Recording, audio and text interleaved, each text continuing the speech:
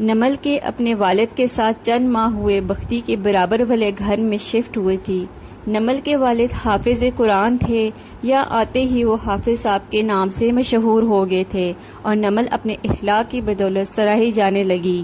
بن ماں کے پلی پڑی تھی وہ، لیکن والد نے بہت سلجھے اور اعلیٰ اخلاق سے اس کی پرورش کی تھی۔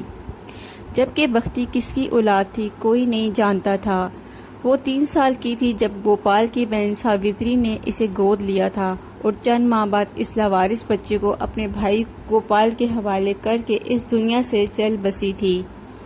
گوپال کی بیوی سندرتا دیوی ایک بہت ہی بد مزاج اور ظالم عورت تھی۔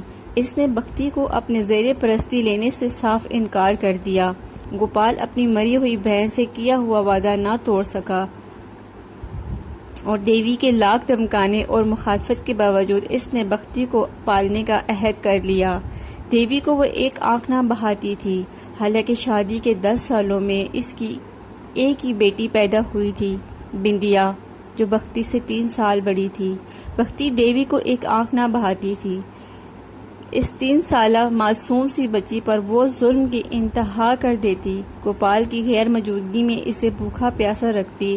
وہ بچی رو رو کر بلک بلک کر سو جاتی، اور کبھی بھوک سے پانی پی پی کر پیٹ پھلا لیتی اور روتی۔ کبھی وہ اس کے غصے کا نشانہ بنتی اور دیوی کی نفرت بھرے تمانچے اپنے ننھے سے معصوم سے چہرے پر کھاتی، اور اکثر پیشاب یا پخانہ کر دینے پر دیوی اسے مار مار کر ادمرا کر دیتی یا اسے کڑی دھوپ میں بٹھا دیتی۔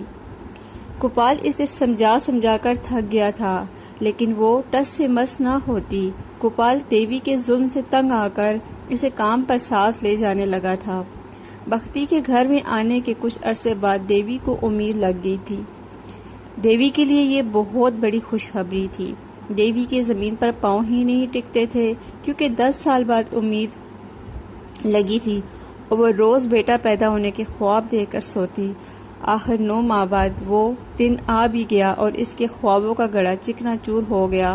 اس نے مردہ بیٹے کو جہنم دیا، جس کا دکھ وہ برداشت نہ کر سکی، اور خود پیٹ پیٹ کر روتی اور بختی کو کوستی اور مارتی کہ اس جہنم جلی نے کھا لیا اس کے بیٹے کو۔ ساتھ میں گوپال بھی اس کی لہن تہن خاموشی سے سنتا تھا۔ دکھ گوپال کو خود بھی بہت تھا کہ بیٹے کے مردہ پیدا ہونے پر، لیکن وہ اظہار نہ کرتا تھا کہ بھگوان نے دیوی کو سزا دی تھی بختی پر ظلم ڈھانے کی۔ بختی 3 سال سے 5 سال کی ہو گئی تھی۔ وہ اکیلی تنہا، کبھی بھوکی، کبھی آدھی روٹی کھا کر سوتی۔ کھلے آسمان تلے نہ بستر نہ تکیے، بس اپنے بازوؤں کو سرہانہ بناتے وہ سو جاتی۔ اگر گوپال اسے اندر آتا یا اس بچی کے ڈرنے پر اسے اٹھا لیتا تو وہ رات بھر اسے بھی کھلے آسمان کے نیچے گزارنی پڑتی۔ اکثر وہ اپنے حصے کا کھانا بچا کر بختی کو دیتا تو دیوی ہتھے سے اکڑ جاتی، لیکن گوپال پر اس کی کسی بات کا اثر نہ ہوتا۔ بندیا اور پاہل کے ساتھ جب دیوی کا پیار دیکھ کر معصوم سی بختی اس کے قریب جاتی تو وہ اسے دھمکا دے کر پیچھے ہٹا دیتی، جس پر اکثر وہ بہت زور کی گرتی، اور پھر دیوی کے ڈر سے بے آواز روتی۔ آنسو اس کے چھوٹے چھوٹے گالوں پر جم جاتے۔